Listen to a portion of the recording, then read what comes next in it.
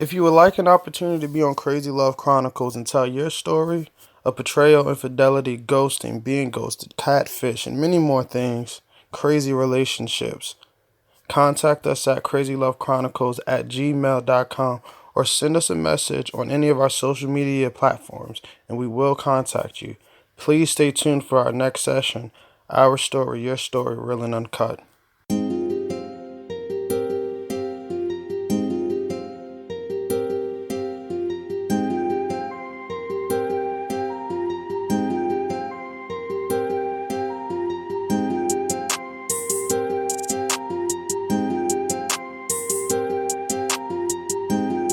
This will be the second part of Xander's story of betrayal, where he continues to explain how the rest of the story unfolds. I was in the truck with her, and we were talking, and she goes, "I have feelings for someone else." And I said, "What do you mean you have feelings for someone else?" And I said, "Is it a guy? Like, what guy is it? Do I know him?" And she continued to insist, "It's not a guy, it's not a guy, it's not a guy." So I thought that was weird. That's crazy. So that was a conversation that we dropped because we just continued to grow apart little by little. And then we went to this birthday party for one of her nephews, and we got into it bad when we were her nephews. I actually felt bad because the attention went away from her nephew onto our fighting because nobody knew what was going on. Nobody knew we were having problems. So this was all brand new to everybody. Because the thing with me and her is I've always told her, when me and you have fights or arguments, we need to keep it behind closed doors because I don't want to make a show in front of other people. You know what I mean? Mm-hmm. So finally we go to this party and things are just bad. The tension between us is just horrible. Like everybody can feel it. They're asking, like, "Are you guys okay?" Like we can tell something's wrong. And I was just, dodging everybody. I was like, "No, we're good. No, we're good. Get away. No, we're great. Okay. We'll talk about it later." Okay. I get a call from my mom because my mom, like I was telling her that something's off. And so I don't know what she thought was happening, but I went outside to take the call. So she raced after me outside and said, "Who is this that you're talking to?" And I said, "It's my mom. Are you serious right now?" So she's over here accusing me of talking to other women. Something's off, right? Mm-hmm. We left. I left my daughter with my mother-in-law. I said, "Please take care of her because it's going to get ugly." I said, "Just take care of her, watch her, we're going to leave." So we left. The whole way home, we're just arguing back and forth. It's a screaming match, like back and forth, like you're not doing enough. We don't even see each other anymore. I don't know why you don't want to get separated, blah, blah, blah. And it was just a fight all the way home. Mm-hmm. Okay.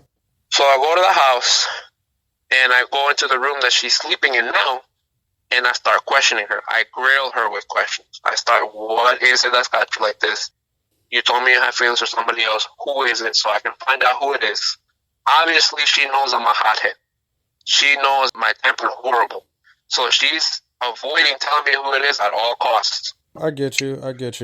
Finally, she spills the beans. And she said, "The reason why I haven't told you anything is because it's not a guy. It's a girl." Oh, wow. That's crazy. She said, "I have feelings for a girl." So when she said that, what ran through your head? Because you automatically think that it's a guy, but for her to say that, that's a big bomb drop. Yeah, I feel like at the time I was a little confused because I was like, a girl was a girl. Like, how does that even work when you're with a man? Like, I didn't want to get into it. But whether it's a guy or a girl, I don't care.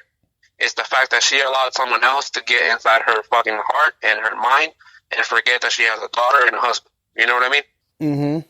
So that's what got to me. And I said, "Since you have feelings for somebody else," I said, "and I'm starting to feel like the odd man out, I'm going to leave the house." She didn't want me to. She was crying. She said, "You don't have to do that, blah, blah, blah." I said, "Nope, I'm fucking leaving." So I grabbed my stuff. I put all my luggages in the trunk of my car. I left. Why do you think she was trying to keep you to stay? Because I feel like she was confused, honestly. I feel like she doesn't know what she wants. She didn't know what she wanted at the time. And she was like between, do I stay with my husband that's been providing for me and doing all these things for me all this time, or do I pursue this new feeling, whatever this is, Like, she was indecisive because we weren't together for like 6 months. We were together for 8 years. That's a long time. So I left. And then at about 7 o'clock, I get a call, and she's like, "Where are you?" And I said, "Why does it matter?" I said, "You have feelings for somebody else, go find them. I don't care." And she goes, "Please tell me where you're at so I can go over there." I said, "Okay." I told her. She went over there. We started talking. I said, the only way I'll come back to the house, I said, is if you stop talking to whoever it is you're talking to, get another job, and move back into the room. She agreed. But she only agreed to get me back into the house. She didn't quit her job, and she didn't stop talking to whoever she was talking to. Things actually got worse from there. So we got into another big fight after that, and I left the house again. But this time I left the house overnight. I left the house, I got a hotel, and I left the house for 2 nights. Okay. This is where it hit me hard, because I came back home early, like really early. I went back home, everything was clean in the room. My stuff was basically out of the room. Like, she was ready to kick me out of the room. My room, the room that her and I slept in. Damn. So I said, wow, it's like that. You know what I mean? So I go back to the house. Anyways, my mother-in-law's there. She's like, you know what, just wait for her. Hopefully you guys can talk now that everything's more calm. I'm going to work. I said, okay. This is where I flipped a little bit, because when I got to the house, there was a red car there. That red car doesn't belong to anybody that I know. When she pulls up to the house, somebody is in the passenger side with her. And at first it looks like a guy, because, it's this skinny guy, like, looks like the wind's about to blow him away. He looks like a nobody. And then so I walk up to her and I said, "Who is this? Who is your friend, and why is he in the car?" She's like, "That's not a guy. That's a girl." Oh, wow. That's crazy. I said, "Okay, so why is she in your car?"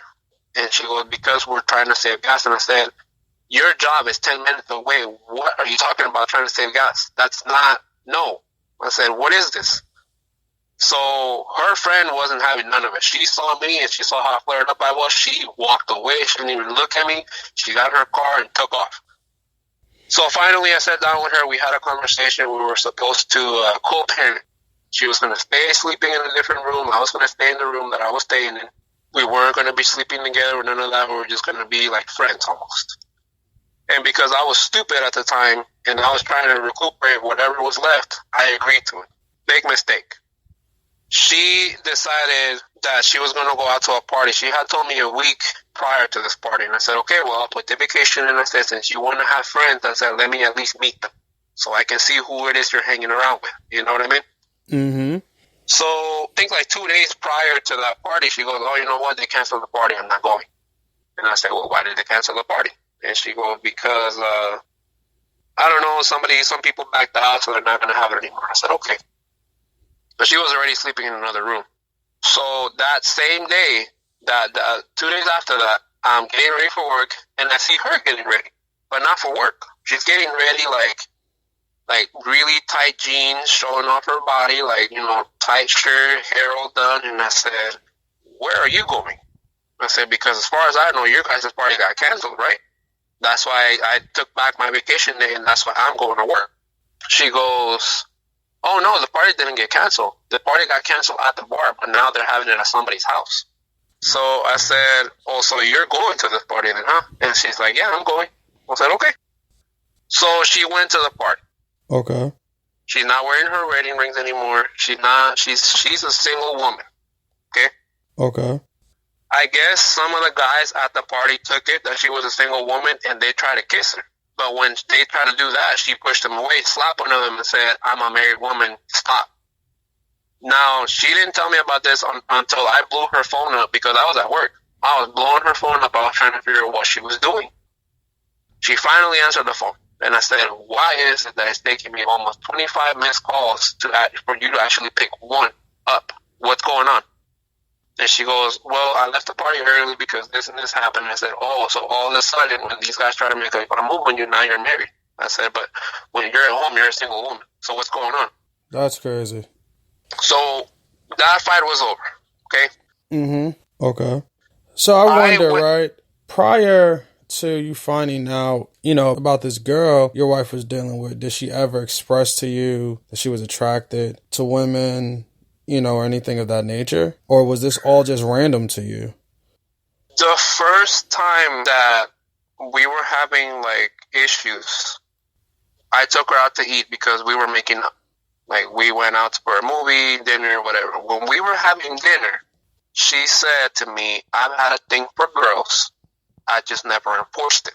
And I said, don't tell me that. I said, because your cousin's friend is a lesbian. I said, so, and she was hanging around with them. So I said, so if that's what you're telling me, that means you just cheated on me. I said, and I'm about to flip this table in this restaurant and make a scene, and I don't care if me and you get arrested. I said, I will go find your friend, I said, and beat her up in front of you. And she goes, stop. She goes, stop. Don't do that. Because like I said, she knows I'm a hothead. She knows I won't go for that. I get you. And she goes, I'm just telling you what I'm telling you because you want me to tell you, like you want me to trust you, so I'm trusting you with this information. And I said, why didn't this come up before? She goes, well, I made a comment to my family and they thought it was a joke. I said, yeah, but this is not a joke because now, all these years later, you're barely telling me this. Why wait till now? You know? Mm-hmm. I get you. And she just stayed quiet. She didn't say anything. So we kind of just blew over that conversation. But now here we are back to the point where I was telling you my story where now it's an issue. You know what I mean? Mm-hmm. So I was running out of options. Okay? Nobody was giving me answers. Nobody was telling me anything. I was asking her friends. They were saying, I don't know. I was asking her cousins that she hangs out with. They're like, I don't know what's wrong with her. I don't know what's happening. I got tired of the I don't know, no, I don't know. So I decided to go and find somebody that does readings, which on God's eyes, that's wrong. And I'm aware of that. But like I said, at the time, I was desperate. I needed answers to find out why my wife is slipping out of my fingers and why I'm losing everything I've worked for over some girl that just happened to pop up in my wife's life. Okay? Okay. So I went to the reader. The reader told me, yes, there is a third person in your guys' relationship. I can see it here. Mm-hmm.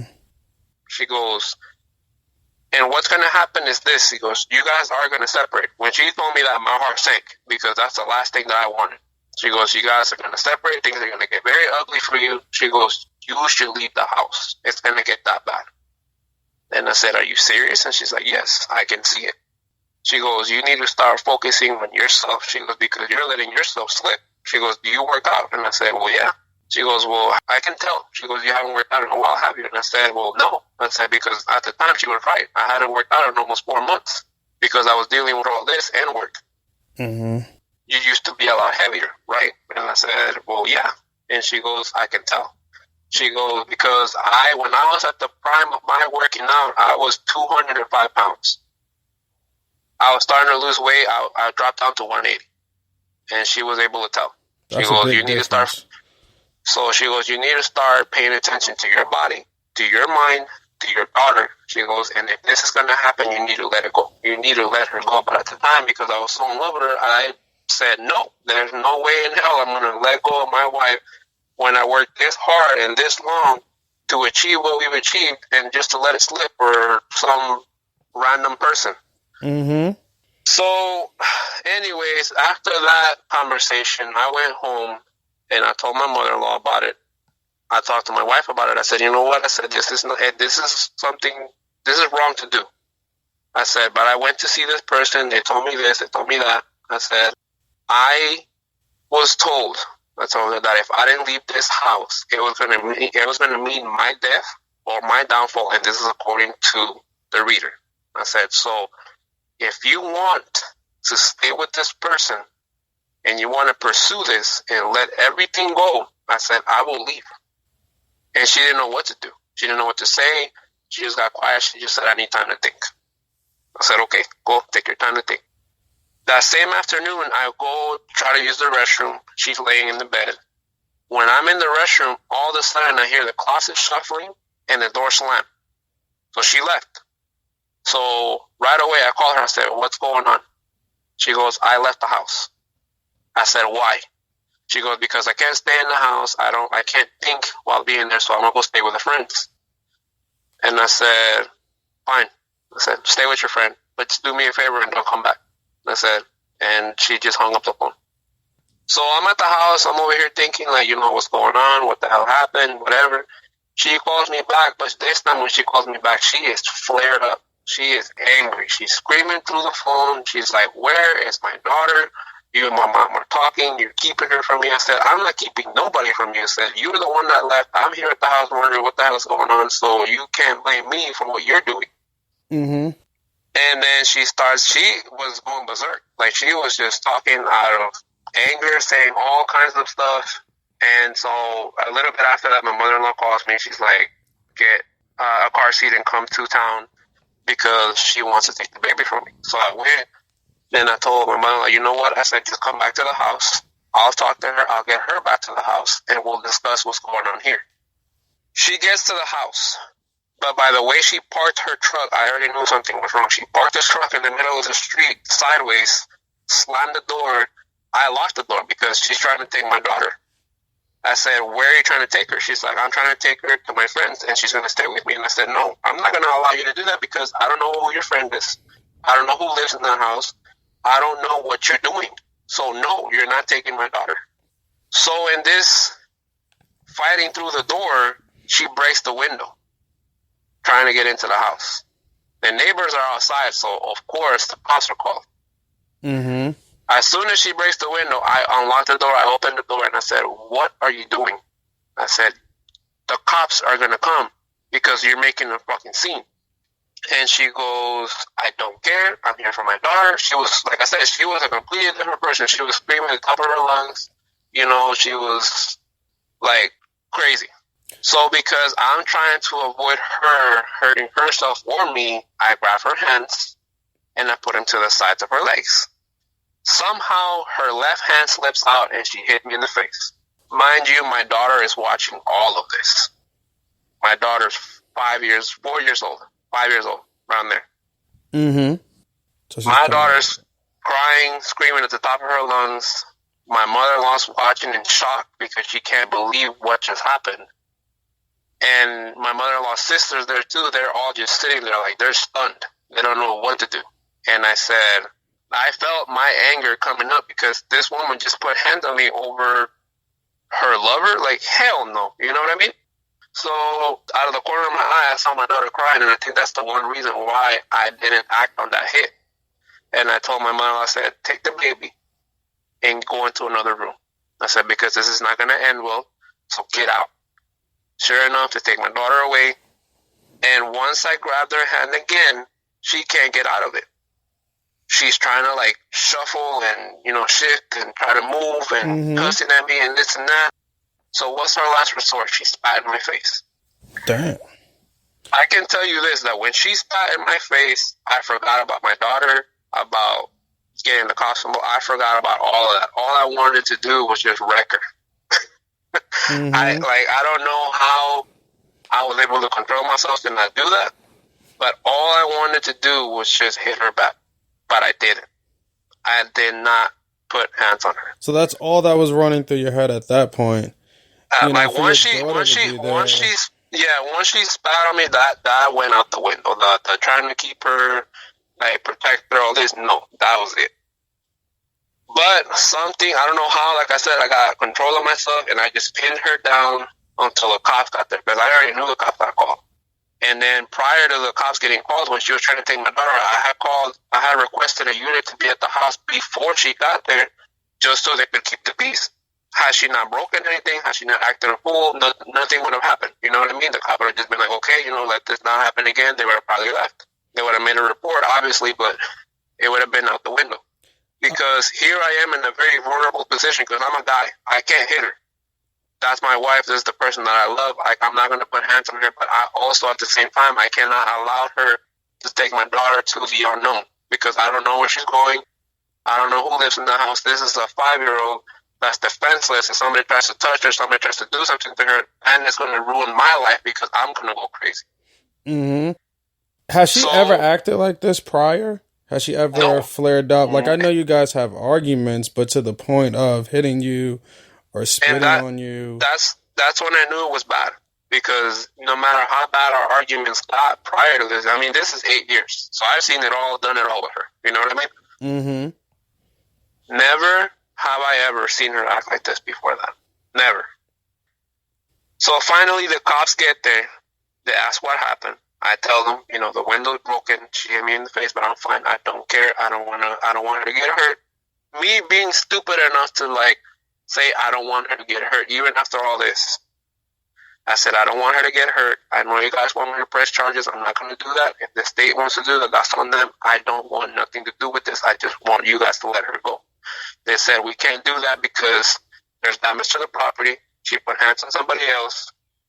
And we got reports of her driving all crazy to the street. And that's not wrong because my brother-in-law actually saw her driving crazy back to the house. So they took her. They booked her. They took her overnight. The next day, she's calling. I'm so sorry. I'm never going back to that job. I can't believe this happened, blah, blah, blah. Okay. She's like, I want you to come get me, but I want it to just be you and the baby. I don't want my mom here. I don't want my brother here. And I said, why not? She goes, because they all turned their back on me. And I said, what did you expect was going to happen? I said, nobody is going to accept what you're doing. I said, nobody is going to accept the fact that you have a good man who's taking care of you and your daughter, and you're going to throw it all away over somebody nobody knows, over somebody that is a girl, and over, like, just a fling. Like, you know? Like, nobody's going to accept this. This is wrong. I You're going to throw 8 years out the window. Yeah, I said, we have worked so hard for everything that we have, and you're ready to throw it away over a woman. I said, and not only that, I said, but obviously your family knows the kind of guy I am. They know that if I could take my heart out and break it into pieces for you, I would. I said, so no, they're not going to accept this. And I'm sorry, but you're wrong. I said, I'm sorry. And when I said that, she got upset, hanged up on me. So then she calls again, like 10 minutes later. She's like, can you please just come get me when I get out? I said, okay. So I went and got her. Mind you, this was my birthday. Okay? Mm-hmm. When I went and got her. When I'm sitting outside waiting for her to get out, I get a call from one of her family members, and they said this to me. The only reason she called you to go pick her up is because she got in a fight with the girl. She was calling the girl to go get her, not you. So when that was said to you, did your heart then drop again?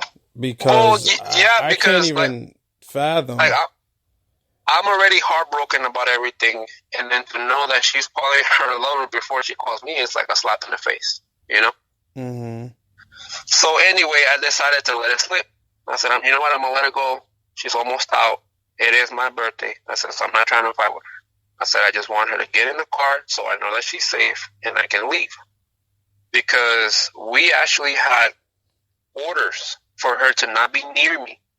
And I risked my own freedom to go get her. So when she gets out, I'm thinking it's going to be peaches and cream. We're going to talk about it, fix everything. This is going to go away. No way. She gets in the car. The first thing she starts doing is screaming, cussing, because her whole family turned on her, and they're wrong for that, and they're all dead to me. And I had told myself before she got in the car, if she comes out with a bad attitude, I'm going to just shut up and let it go. I'm not going to fight with her. I'm going to just let it be. But because of all the stuff that was coming out of her mouth, I snapped. And I said, you know what? I said, this is all your fucking fault, and somehow you're making it to be my fault. There's no way in hell I'm going to allow you to do that. I said, you have no idea all the stress you just put our daughter through, and you're still mad? I said, you are crazy. You're out of your mind. I'm sorry, but no. I said, you're wrong. Take the fault. I said, you're wrong. And she wouldn't. So our conversation obviously did not go the way I wanted it to go. So when I stopped to get gas at a gas station, she took off walking. She called the cops and she's like, you get near me, I'm going to say that you're hitting. I said, okay, fine. I'll leave you here. So I left. She disappeared on my birthday for about 4 to 6 hours. Nobody knew where she was. She wasn't picking up the phone. She wasn't talking to nobody. Finally, at 11 or 12 o'clock that night, I said, please come home. So at least you can say happy birthday. That's the only reason she came home. So she came home. We went out to eat. It was just bad. So after that, I signed a lease for an apartment to get out of that house because I knew I had to leave. I cannot stay there with her being there. I cannot stay there and try to fix it when she won't allow me to fix it. So I decided to sign a lease, but before I signed the lease, I said, you know what? I said, let's get away from here. I said, for 3 days, let me get a room for us up in like where I'm living at right now. It's called Arizona City. Okay, where we were living at prior to that is called Eloy, and they're small towns, so there's not a whole lot going on there. But once you get into the main city, which is Phoenix and all that, it's more flashy. You know what I mean? Okay. Like there's more buildings, there's more like commercial stuff. So I said, let's get away, let's go over there. I said, let's stay at a nice hotel for a few days. Let's talk this out, let's hash this out. You can take the baby, I don't care. So we went, she took the baby with us. When we were there, it was very awkward because we couldn't talk without fighting. Anything that came out of her mouth was a fight. Anything that came out of mine was a fight. I noticed that she was constantly on her phone, just texting and getting calls and this and that. So I was letting it go. I was trying to keep the peace. And finally, I snapped and I said, can you please get that F off your phone? Because it's not going to work if you're not talking to me. Finally, she got off the phone. We kind of sort of talked. Things were just bad, you know? And then the next morning, she wakes up and she's feeling sick. And I said, what's wrong with you? She's always had this issue with gallstones in her bladder. So I guess those gallstones were bursting or something. She had to go to the hospital. We didn't know that until she actually went there. So my point being is, if we had been in our hometown and this happened to her, she probably wouldn't have made it to the emergency room. So at this point, when you go on this trip, to backtrack, did you feel like this getaway is what was needed, that it was going to fix things, and then you guys were going to come back and everything was going to be peaches and cream? I felt like it was a start. I felt like if I could just pull her away from any kind of other people's input, because everybody seemed to have something to say about this relationship when things went sideways. Everybody had something to say. Everybody wanted to put their 2 pennies in, and I figured, you know what, let me just get her and I away so we can come to an agreement far away from everybody, including her lover. Let's talk this out and then come back and work on it. That didn't happen. She went to the hospital. She had to have emergency surgery. So she got her surgery. We went back. We came back home. When we came back home, she was still staying away. She was sleeping in her room. And because, again, I still love this woman, so I kept going to check on her, like, hey, are you okay? Do you need anything? Do you need to go to the restroom? Because anytime she needed to get up, she needed help to get up off the bed because she just had surgery.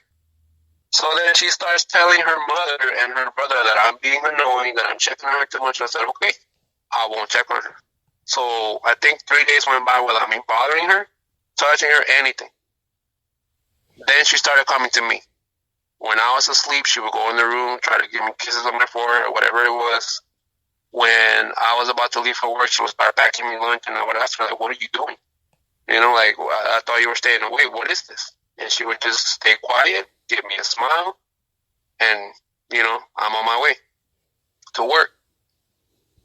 But it was already too late because I had already signed the lease for the apartment. I was going to leave the house no matter what.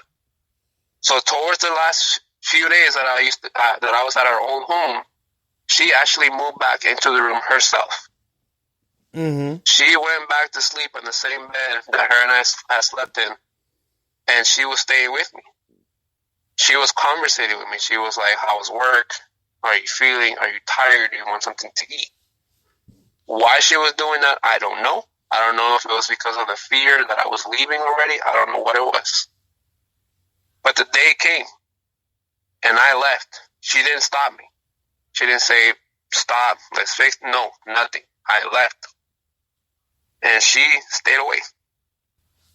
When you get arrested here, you're not allowed to leave the state until the charges get resolved, right? Mm-hmm. Okay. So this was another big fight of ours because she came to visit me where I was living at, and I could tell she was drinking. At night, I don't know if you know that the application Snapchat, I had her on there, and whenever somebody posts something on their story, you can see it. So she posted a story about her going to California, and I didn't understand why. So sure enough, I called my mom and I said, she's going to California, so give her a call, find out what's going on. So she's basically taking my daughter and putting herself in danger because she had been drinking. She's going to a whole nother state and then coming back. You're not allowed to do that, right? Mm-hmm. She calls me. She's like, baby, stop worrying. I'm only going to Phoenix. I'm going to be back in the morning. Nothing's happening, whatever. I said, okay. She comes back, but she comes back all tired. She doesn't want to talk. Her cousin and her friend are in the car, so, I just, okay, whatever. Let me just see the baby and you can be on your way. The day that my daughter came to visit me, because this was our verbal agreement at first that I was going to have the baby so many days of the week, my daughter spills all the beans. She goes, yes, we went to California. Yes, we went to the beach. Yes, Mama's friend was there. Yes, Mama's friend was hugging her a lot. Mama's friend came to us because we actually ran out of gas halfway there, and she came to help us out. And, so she lied again. So after your daughter tells you this, you clearly are bothered. But what's the first thought? You know what I mean? I mean, at this point, I just feel like I don't know her anymore. Because this is not the person that I put a ring on her finger. It's not. I feel like whatever happened to her at the prison, either something happened to her that she hasn't told me, or at first I felt like maybe she's trying to pull away from me because she's sick and something's going to happen to her and she doesn't want me to hurt more, knowing that she's going to get sick or something. All these things go through your head because I'm trying to figure out what is so bad about me that you're trying this hard to get away from me when all I've done is try to please every one of your needs or wants. It doesn't make any sense at this point. It doesn't make any sense to me. At this point, I'm still trying to pull her back. I don't know why, because I know she's already gone, but I'm still trying. So you just keep fighting regardless of what's going on. Keep fighting regardless because, like I said, I made a commitment to this woman, and to me, marriage is you're locked down. That's the way I see it. Like, no matter how hard things get, like, you're supposed to work through it when you're in a marriage. You don't just give up on it. But here's where the bomb hit me, and then I knew it was over, and it hurt. Apparently, after I moved out of the house, the girl that she was seeing quit her job and left to California because she didn't want none of it. The reason why my ex-wife went to California is to bring the girl back. 3 weeks after I moved out of the house, she moved her in. Wow. Something that you decided that you were paying for, you was helping out, you were making sure everything was taken care of. She just decides to bring this whole other person into y'all space. Yeah, so they're sleeping right now in the same room that her and I used to sleep in the same room that her and I used to be intimate in, living in the same house that her and I used to live in, eating on the same table that her and I used to live in, and I'm supposed to just be okay with that. No. You know what I mean? I mean, I left everything that I knew for this woman behind. I left my mom, my dad, my sister. My sister actually had a son, and I haven't even met him because of her. Wow. I know how it feels to just get up and leave everything and everyone behind.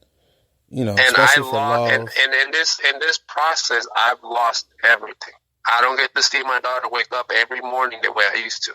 I don't have the money that I used to. Now I'm in debt because I've separated all the accounts that her and I had together. Her truck, she couldn't make the payment, so it got repoed. But because I'm the main on that account, now I owe like almost $12,000 back for that vehicle. Wow. So I lost my peace. I almost lost my freedom because I actually got arrested too. Because her and I had a verbal agreement to where anytime that my daughter was to be exchanged, she was going to do it. my mother-in-law was going to do it, or one of her family members, I don't care who, was going to do it except for the girl. I don't want to see this girl. I don't care for her. I wouldn't lose no sleep over her if she were to pass away. And I know that sounds very harsh, but anybody who's in my position would probably feel the same way. One morning, when I get off of work, I go to the house. And who comes out to give me my daughter? The girl does. The girl comes out and hands off my daughter. She won't look at me in the face. She won't nothing. She just, here you go, goes back into the house. Now, I should have left because I already had my daughter in my car. I should have left. And this is where I recognize that I messed up, but I let my emotions get the better of me. It happens. I went back to the house, and I banged on that window really hard. I'm surprised it didn't break. My ex-wife comes out, and she's like, what? Like, screaming. Like, what? Like, what do you want? Like, why are you acting up? And I said, let this be the last time that you have this POS hand off my daughter, because the next time I'm going to tear her to pieces in front of you. Because, like I said, my emotions were flared up. The minute that I say that, she starts saying, F you, F this, fuck that. She comes out behind me screaming, trying to take my daughter out of my car. And I said, get away from my car. Get away from me. Don't shut me. I said, because we don't want to do this again in front of the baby. And when I wasn't letting her take my daughter out of the car, she called for her partner to call the cops. And I said, do it. I said, call the cops. I said, so you can ruin my life just a little bit more, because apparently what you've already done is not enough. So I get in my car and I drive away. Mind you, every time her and I had gotten into arguments, she always said that I'm going to call the cops, I'm going to do this, I'm going to do that. She never did anything. So I thought it was just another bluff. Mm-hmm. Sure enough, I'm about 2 to 3 blocks away from my house, and the PD is on my ass because they pulled me over. And he goes, you know why I'm here? And I said, actually, no, officer. I said, why are you here? I said, you're out of your jurisdiction. I said, because this is a whole different city. So what do you want? And he goes, well, I'm here following you from your old hometown. He goes, because I was told that you threatened them. You went back to the house and you threatened them with a knife. And I said, I never threatened anybody. I said, and that's where you're wrong, and that's where they're wrong. I said, and he goes, well, do you have knives on you? And I said, I have my work knife. I said, yes, I always carry 2 knives. I said, because one of them always goes dull, and I need them for work. And he goes, well, take them out and get out of the car. So I get out of the car, and my daughter is in her car seat in the back. And so I can see the worry on my daughter's face. The cop was being just an asshole, and he didn't care who was there, who wasn't. The minute I step out of the car, he slaps cuffs on me. My daughter hears the click on the cuffs, and she starts crying. She starts screaming at the top of her lungs like something like that. I can still hear that, and I still remember it. And every time I remember it, it hurts me because I didn't want my daughter to see this. It should have never been. You know? So at the time, her truck hadn't been repoed yet. So sure enough, to add insult to injury, she has the girl drive in the truck, pull up, take my daughter away, and they leave. So she made sure that I saw the girl driving the truck that I got for her, and she made sure that she saw me taking my daughter away. Yeah, I'm sorry that happened. I really am. Especially because you did everything you can to make sure that she was happy, regardless of your own happiness. You know, and regardless of everything, you're going to be blessed. You're going to be blessed. Yeah, times are hard right now, but you're definitely going to be blessed. You know what I mean? Because all you did was show love. All you did was show love. You know what I'm saying? And you know, I'm not gonna sit here either and act like I'm a saint, because I know I'm not. Like that, we had arguments because I don't consider myself all that good looking, but apparently other people do. So there will be times where other girls will try to get my attention. I will shoo them away, but to her that was still a problem. Yes, I do work around a lot of women at my job, and yes, I will admit that I did flirt with some of them. But here is where I draw the line. When you flirt with somebody and sleep with them, that's different. When you're flirting with somebody, that only goes so far. But then once the whole, after work, maybe we can grab a drink, I would always say no. Always. I never laid with another person behind my wife's back. ever. And I'll put that on my daughter because it's the truth. I never laid with anybody other than my wife, and that was my mistake. Because somehow I feel like had I been the one that messed up, I would not be in this position that I'm in right now. Yo, don't look at it as you not stepping out as a mistake. You know what I mean? Like, you have a daughter. You know what I'm Yeah, saying? Your daughter needs to see a great guy. You know what I mean? And you're that first line of defense, like we were saying earlier, you know. And the thing is, like, God is going to bless you solely because of that. You know what I yeah, mean? Like, times are difficult now, but down the line, you're going to be like, wow, you know what? I'm glad I didn't do that. You know what I'm yeah, saying? Because that karma that comes back, that's something that you don't want to have to deal with. You know what I'm saying? yeah, Like, you were in the right. You're a great guy. And, you know, everyone's going to know that. She knows it. The girl that she's dealing with knows it. Her family knows it. You know what I mean? And you just being a good guy, you should take time to just sleep at night about it. You know what I mean? yeah. I think now, though, so much time has passed that I can tell that she's not happy. Her and I actually had a conversation over the phone not very long ago where she told me that she is a messed up person on the inside, that there's something wrong with her, that she's not happy, even with this girl that she's with right now, there's good days, but there's more bad days than good days. Now, we very recently signed for paperwork, I think, for the divorce. I think maybe last week we signed for divorce papers. Wow. And I could tell in her face that she was like, she didn't know what to do, but we were already there. The papers are already signed. We're here. So why not? Now, I don't hurt for her anymore because time heals all wounds. And at first I thought that was just cliche to hear, but I believe it now because it's the truth. My only pain now is my daughter because my daughter's getting older. She's seen a lot. She's hearing a lot. She's still hearing a lot. So what gets to me is when my daughter comes to visit me and she spends the days with me and she says, Daddy, I don't want to go back home. And I say, baby, why? She goes, because mommy doesn't pay attention to me. She's always on her phone. Because I don't have fun when I'm at home. Because nobody plays with me when I'm at home. So how is that going to make me feel knowing that I'm doing everything I can when my daughter's here to keep her happy and nobody seems to care when she's at home, even though they want her so bad that they're trying to get sole custody of her, right? So I don't understand. That's my only pain now. It's her because I love my daughter more than life itself, and when I say that I will go and get myself in trouble again for her, I will 10,000 times over. So when I hear this, it only makes me want to blow up on them because it's like you're trying to take her from me, yet you're not taking care of her. So what are you doing? Don't even feed into it. Don't even feed into it. Stay calm. You'll have your daughter sooner than later, bro. Like, to know that that's what's going on. You know what I mean? Like I said, God is going to bless you on all those things. You're going to look up. You're going to have custody of your daughter. Your daughter's going to be with you smiling every day. You're going to be able to, again, wake up to your daughter every morning. You know, like, that's the thing. You know, she's hurting. You know, you're hurting for your daughter. And soon you'll be able to have your daughter every morning whenever you want. And those are the things that are going to happen. That's the path you're going to be able to walk down. Yeah.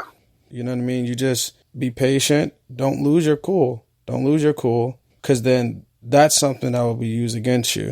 As soon as you lose your cool, now that opportunity, that chance to then have your daughter back, they're going to switch that and it's going to be taken from you. You've already had enough taken. You know, even though it's warranted, I understand.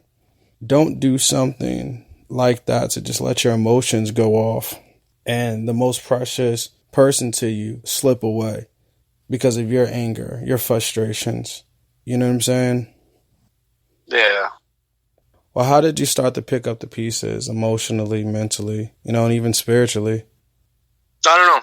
Honestly, I think I'm doing it, but I don't even know how.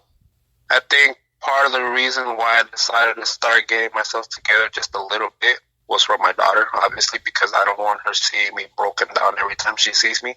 I know my mom helped out a lot because I was calling her every day, every time I felt some type of way, you know. And I won't lie, I drank a lot. I went out to party quite a bit. I got involved with a lot of different women during the time that, you know, when I first got separated. Like, I was trying to do anything I possibly could do to feel better.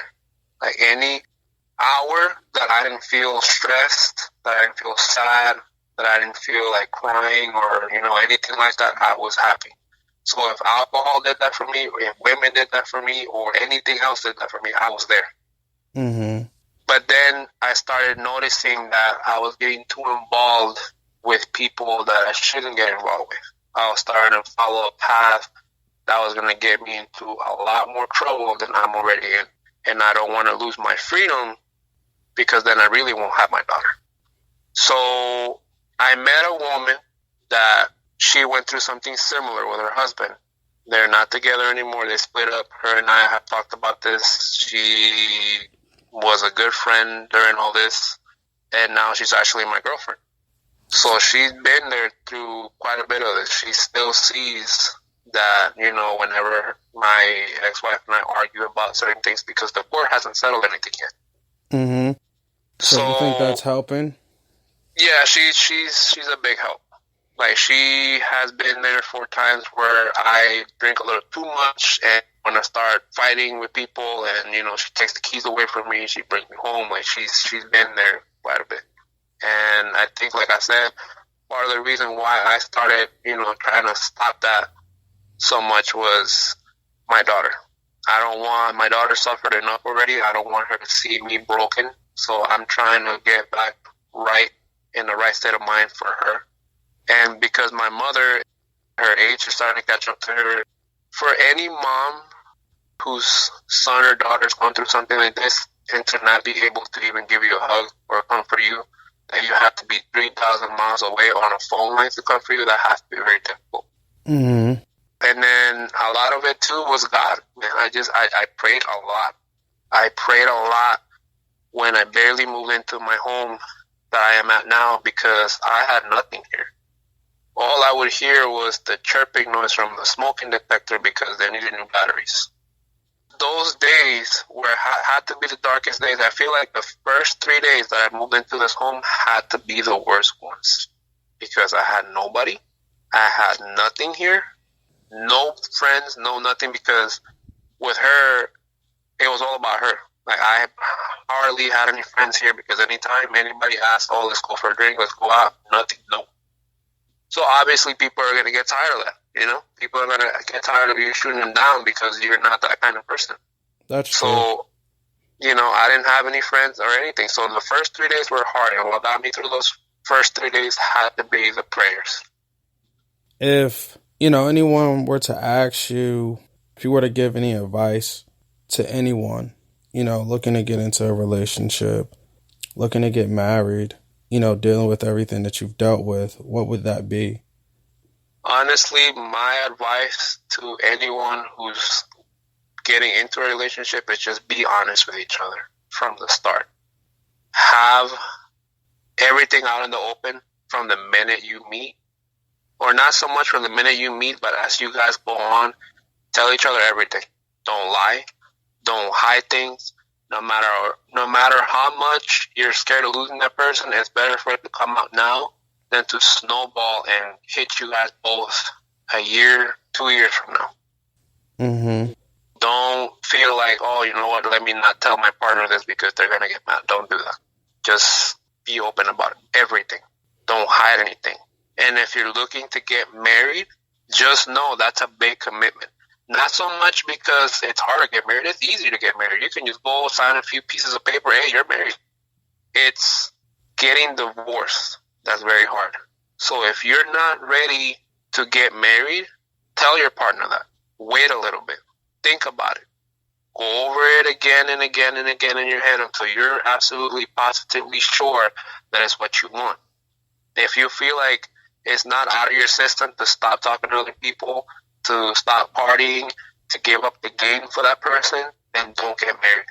Because if you get married with that still in your system, that's going to hit you. It's going to come back a few years from now. And that's when the problems are going to start. because then that's when you start hiding things.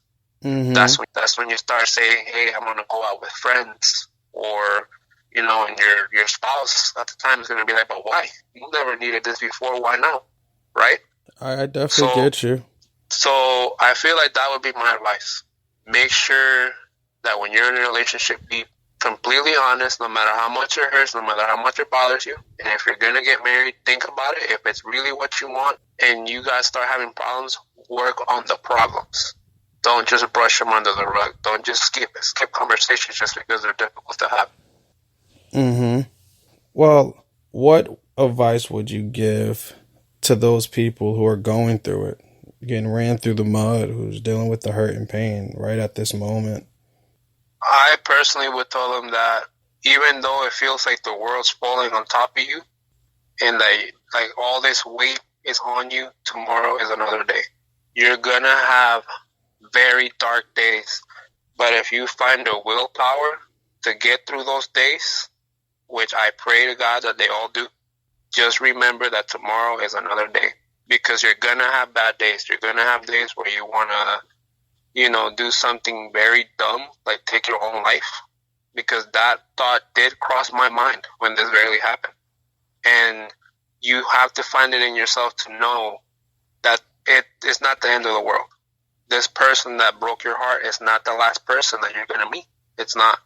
This is basically a challenge that once you get through this challenge, you're going to be stronger. You're going to be equipped to deal with situations like this better in the future. God forbid it happens. It's not the end of the world. That's all I can say, because when this barely happened to me, I thought I was going to die. And that's the truth. I thought it was over. Like, I thought, like, where do I go from here? Like, I have no compass, like, no arrows pointing, like, what path to take.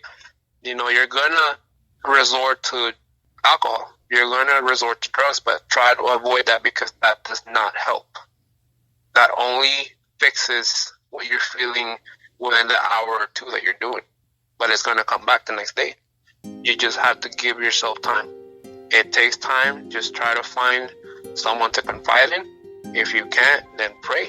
Pray to God to get you through it, because He will get you through it. He got me through it.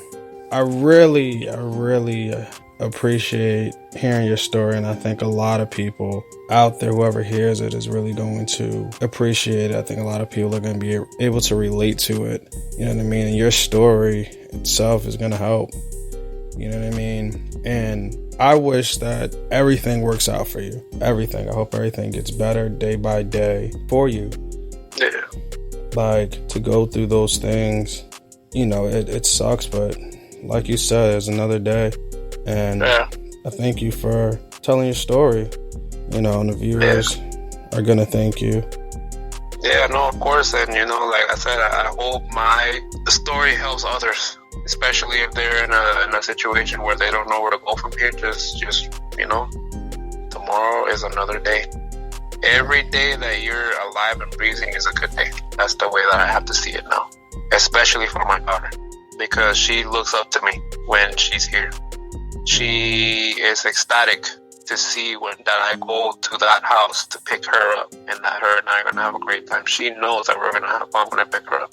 And that for that split second that she sees me and I see her, I can see the happiness start rising through her face. That she's going to be with her dad. And that, to me, is what makes it all worth it. I got you. I thank you very much, Xander, for sharing your story with us. Yes, sir. We wish you and our listeners happiness, peace, love, and prosperity. And stay tuned for the next session on Crazy Love Chronicles. Thank you for tuning in to Crazy Love Chronicles. You could check us out on social media, Facebook, Twitter, Instagram. You could stay tuned to us on Spreaker, Spotify. You can watch us on YouTube, but please be sure to subscribe. Click the bell to be notified for future videos by Crazy Love Chronicles. Our story, your story, real and uncut.